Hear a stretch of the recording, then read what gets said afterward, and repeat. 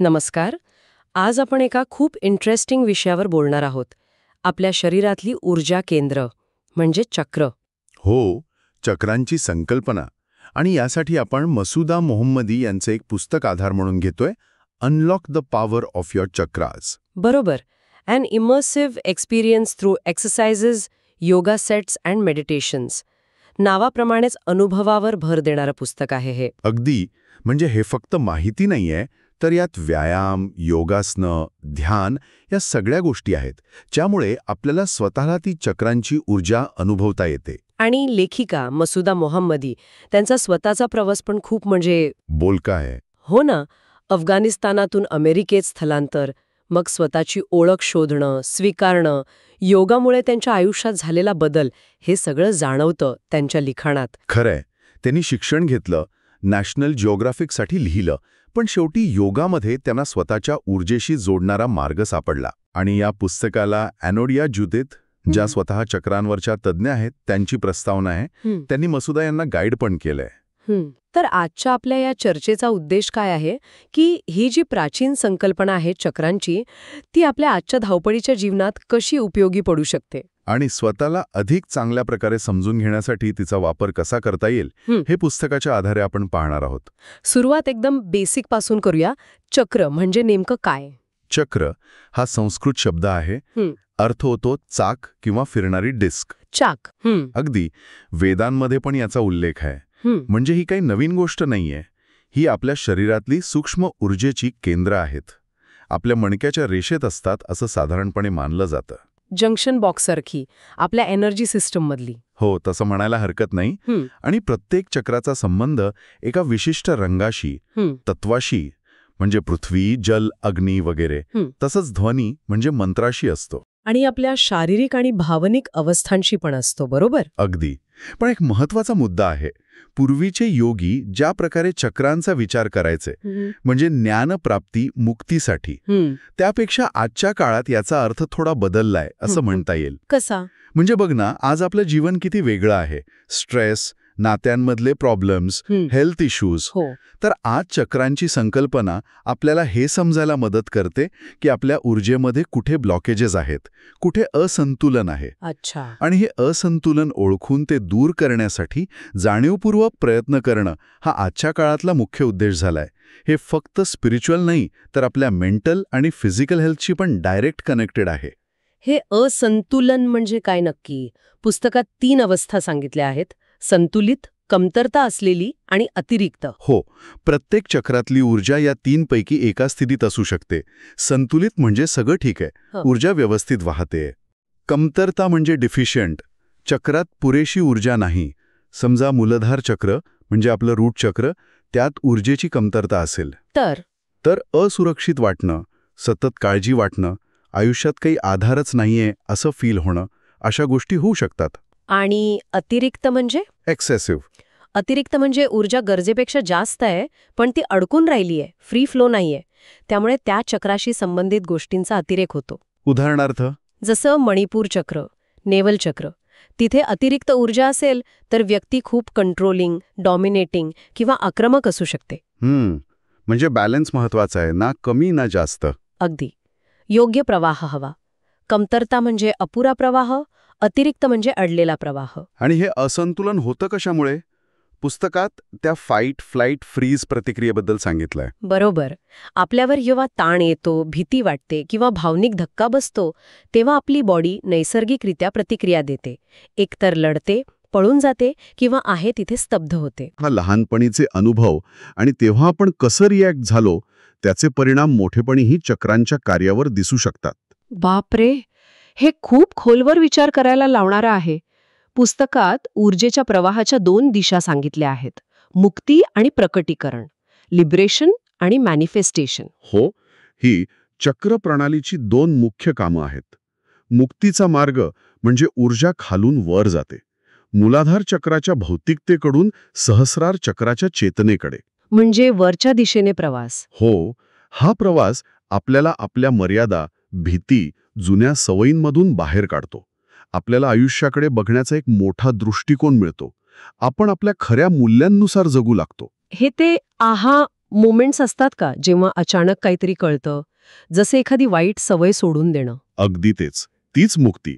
यासाठी अर्थातच बदल स्वीकारायची तयारी लागते. थोडं धाडस लागतं. आणि दुसरा मार्ग प्रकटीकरण. प्रकटीकरणाचा मार्ग म्हणजे ऊर्जावरून खाली येते. सहस्रार चक्रातून एखादी कल्पना, विचार येतो आणि ती ऊर्जा मग खालच्या चक्रांमधून प्रवास करत मूलाधार चक्रापर्यंत येते, जिथे ती कल्पना वास्तवात उतरते.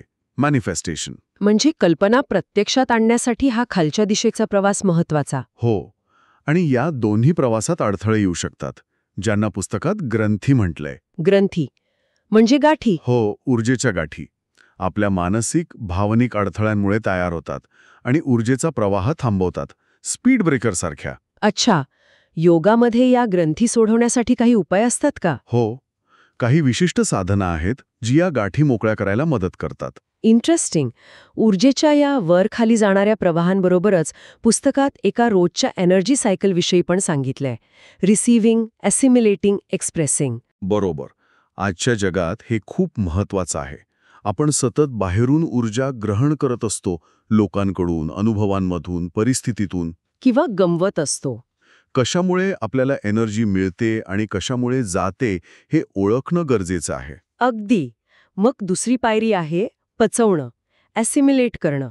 आपण जे अनुभव घेतो, जी ऊर्जा घेतो, त्यावर प्रक्रिया करायला, ती आत मुरवायला वेळ द्यायला हवा. आपण नुसतं धावत राहिलो तर ती नीट पचवली जात नाही. नाही. आणि मग चक्रांवर लोड येतो.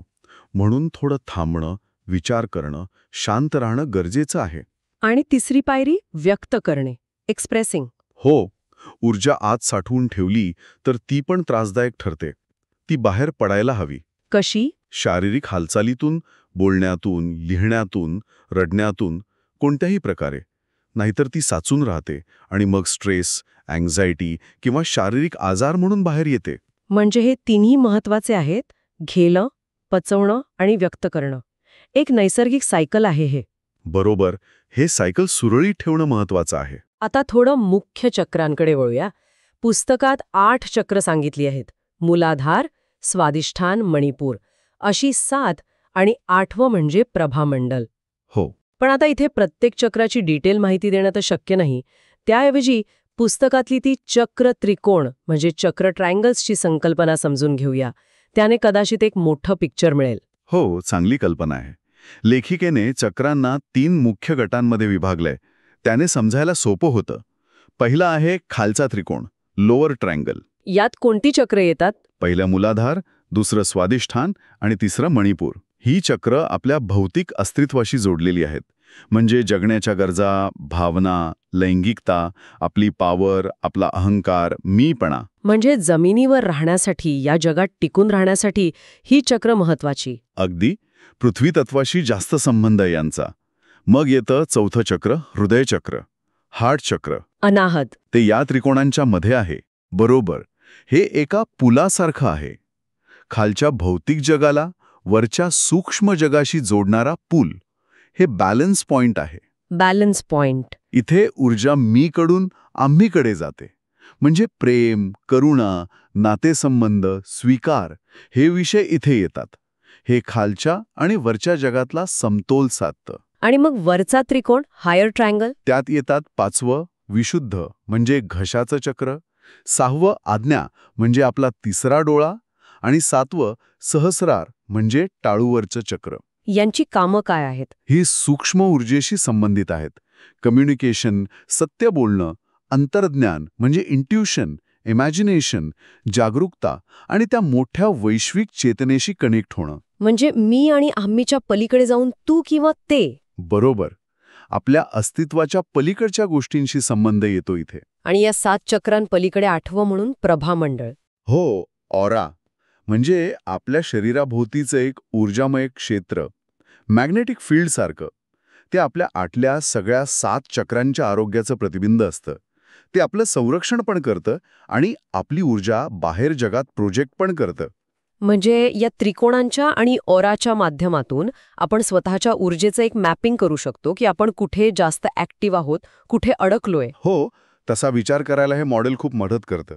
या चक्रांमधली ऊर्जा जागृत करण्यासाठी पुस्तकात कुंडलिनी योगावर भर दिला आहे. योगाचा अर्थ सांगितलाय मिलन. कशाचं मिलन?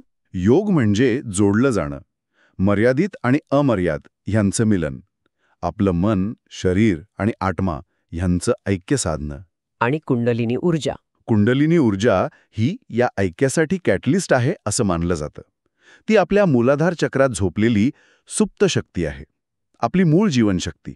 तिला जागृत करायचं. हो, तिला जागृत करून वर सहस्रार चक्रापर्यंत पोचवायचं, हे कुंडलिनी योगाचं एक मुख्य ध्येय आहे. यासाठी शिवशक्तीची संकल्पना आणि त्या नाड्या इडा, पिंगळा, सुषुम्ना या महत्वाच्या ठरतात, बरोबर? अगदी.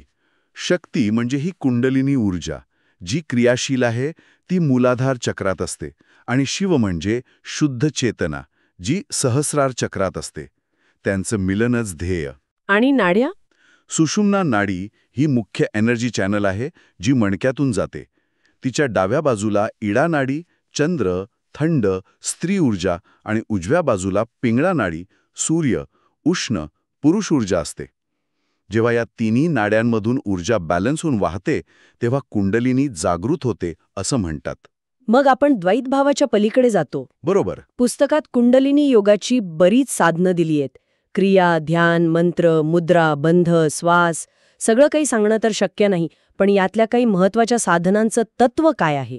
कुंडलिनी योगाला जागरूकतेचा योग म्हणजे योगा ऑफ अवेअरनेस म्हणतात, कारण तो आपल्याला आत काय चाललंय याबद्दल खूप सजग करतो. मुख्य साधनांबद्दल बोलायचं तर एक म्हणजे क्रियास, ही आसनं, श्वास आणि कधीकधी मंत्रांची एक ठरलेली सिक्वेन्स असते. एका विशिष्ट हेतूसाठी ती डिझाईन केलेली असते. उदाहरण पचन सुधारण्यासाठी किंवा हृदय चक्रासाठी वेगळी क्रिया. म्हणजे फक्त व्यायाम नाही, तर ऊर्जेला दिशा देणं. अगदी. दुसरं महत्वाचं साधन म्हणजे श्वासतंत्र प्राणायाम. श्वास म्हणजे प्राण. कुंडलिनी योगात दीर्घ श्वास असतो जो नर्वस सिस्टमला शांत करतो. आणि एक असतो अग्निसार किंवा भस्त्रिका, ब्रेथ ऑफ फायर. त्याचे काय फायदे? तो शरीरातून टॉक्सिन्स बाहेर काढतो, ऊर्जा वाढवतो, बिंबी चक्राला ॲक्टिवेट करतो. प्राणायामाने आपण ऊर्जेवर नियंत्रण मिळवू शकतो. मग येतं ध्यान, मेडिटेशन. हो, कुंडलिनी ध्यान हे मनाला शांत करण्यासाठी आणि हायर कॉन्शियसनेसशी कनेक्ट होण्यासाठी असतं. यात बऱ्याचदा विशिष्ट मुद्रा म्हणजे हातांची स्थिती, मंत्राचा जप आणि डोळ्यांची एक विशिष्ट पोझिशन म्हणजे दृष्टी वापरली जाते. यांनी विचारांचे पॅटर्न्स बदलतात. हो, मदत होते. आणि मग आहेत मंत्र. मंत्र म्हणजे ध्वनी कंपने. बरोबर. विशिष्ट मंत्रांच्या उच्चाराने आपल्या तोंडात आणि मेंदूत काही विशिष्ट पॉइंट स्टिम्युलेट होतात. त्याने आपल्या चेतनेच्या अवस्थेत बदल घडवता येतो असं मानलं जातं. सतनाम म्हणजे सत्य हेच माझं नाव, हा एक महत्वाचा मंत्र आहे. म्हणजे ही सगळी साधनं फक्त फिजिकल लेवलवर नाही, तर आपल्या एनर्जी आणि मेंटल स्टेटवर थेट काम करतात. अगदी. मग हे सगळं घरी स्वतः करणं कितपत शक्य आहे? पुस्तकात काही टिप्स किंवा टूल्स दिलीत सरावासाठी? हो, बरीच आहेत. जसं की जर्नलिंगसाठी एक WRIT पद्धत सांगितली आहे. What, review, investigate, time, exit. त्याने विचारांना आणि भावनांना समजून घ्यायला मदत होते. अच्छा. सेल्फ असेसमेंटसाठी चक्र बॉडी मॅपिंग आहे. एक 15 मिनिटांचा सराव आहे. कागद आणि रंग घेऊन बसायचं आणि आपल्या आतल्या ऊर्जेचं चित्र काढायचं. कुठे बॅलन्स वाटतोय, कुठे नाही, हे कळतं. इंट्युटिव्ह वाटतंय हे. हो, तसंच जीवनाचं मूल्यांकन नावाचा एक सराव आहे. त्यात आपण आपल्या आयुष्याच्या वेगवेगळ्या क्षेत्रांमध्ये शारीरिक, भावनिक, मानसिक, आध्यात्मिक किती समाधानी आहोत हे तपासून त्याचे एक व्हिज्युअल चित्र बनवू शकतो. हे खराच स्वतःला समजून घेण्यासाठी खूप उपयोगी वाटतंय. सरावासाठी काही जनरल सूचना पण असतीलच. हो, नेहमीच्याच. जेवणानंतर लगेच करू नये, पाणी प्यावं, शांत जागा निवडावी वगैरे. पुस्तकाची रचना पण चांगली आहे. प्रत्येक चक्रावर माहिती, विचार करायला प्रश्न, व्यायाम, क्रिया म्हणजे योगासनं आणि ध्यान दिलेलं आहे. आणि कुठूनही सुरुवात करता येते का? हो, ही चांगली गोष्ट आहे. आपल्याला जे चक्र महत्वाचं वाटतंय किंवा जिथे गरज वाटतेय तिथून सुरुवात करता येते. पण एक गोष्ट लक्षात ठेवायला हवी. काय? कोणतीही नवीन फिजिकल किंवा मेडिटेशन प्रॅक्टिस सुरू करण्यापूर्वी विशेषतः जर काही हेल्थ कंडिशन असेल तर डॉक्टरांचा किंवा योग्य तज्ज्ञांचा सल्ला नक्की घ्यावा. हे महत्वाचं आहे. अगदी बरोबर. डिस्क्लेमर महत्वाचा आहे.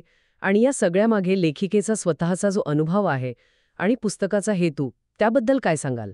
मसुदा मोहम्मदी सांगतात की त्यांच्या आयुष्यातले जे संघर्ष होते, ओळखीचा शोध, भूतकाळातलं दुःख, राग यावर मात करणं, त्यासाठी त्यांनी कुंडलिनी योग आणि चक्रांच्या अभ्यासाचा कसा उपयोग केला. त्यांचा उद्देश फक्त माहिती देणं नाही, तर वाचकाला स्वतःच्या खऱ्या स्वरूपाशी, त्या आतल्या तेजाशी जोडायला मदत करणं आहे. स्वतःबद्दल आणि इतरांबद्दल प्रेम आणि करुणा वाढावी, हे या पुस्तकाचं सार आहे. तर आजच्या या चर्चेतून आपण चक्रांच्या संकल्पनेकडे एका वेगळ्या नजरेने पाहिलं. ही फक्त काहीतरी गूढ गोष्ट नाहीये, तर आपल्या फिजिकल, मेंटल आणि इमोशनल आरोग्याशी जोडलेली एक एनर्जी सिस्टम आहे. आणि सगळ्यात महत्त्वाचं, या सिस्टममधला बॅलन्स आपल्या हातात आहे. त्यावर आपण काम करू शकतो. ऊर्जेची कमतरता असो किंवा जास्तता, आपण सजगतेने आणि योग्य साधनांनी त्यात बदल घडवू शकतो. हे फक्त थिअरी नाही, तर अनुभवायची गोष्ट आहे. अगदी योग, क्रिया, ध्यान, मंत्र, जर्नलिंग ही सगळी टूल्स आहेत आपल्याला स्वतःच्या ऊर्जेला समजून घ्यायला आणि तिला योग्य दिशा द्यायला. हा एक सततचा प्रवास आहे. सुरुवात अगदी लहान असू शकते, नाही का? नक्कीच. कदाचित फक्त आपल्या श्वासाकडे लक्ष देणं किंवा दिवसभरात आपल्याला कशाने ऊर्जा मिळते आणि कशाने जाते याचं नुसतं निरीक्षण करणं. लेखिका म्हणतात तसं, आपल्या आतली शक्ती अनलॉक करण्याची किल्ली आपल्याच जवळ आहे. फक्त ती वापरायची गरज आहे. या सगळ्या माहितीनंतर एक विचार येतो मनात. आपल्या प्रत्येकाच्या आत अशी कोणती तरी एक सुप्त शक्ती किंवा गुण असतोच, जो फक्त बाहेर येण्याची वाट बघत असतो. तर आजच्या चर्चेनंतर स्वतःच्या ऊर्जेचा आणि जाणीवेचा शोध घेण्यासाठी आपण स्वतःसाठी कोणता पहिला, अगदी छोटासा टप्पा निवडू शकतो?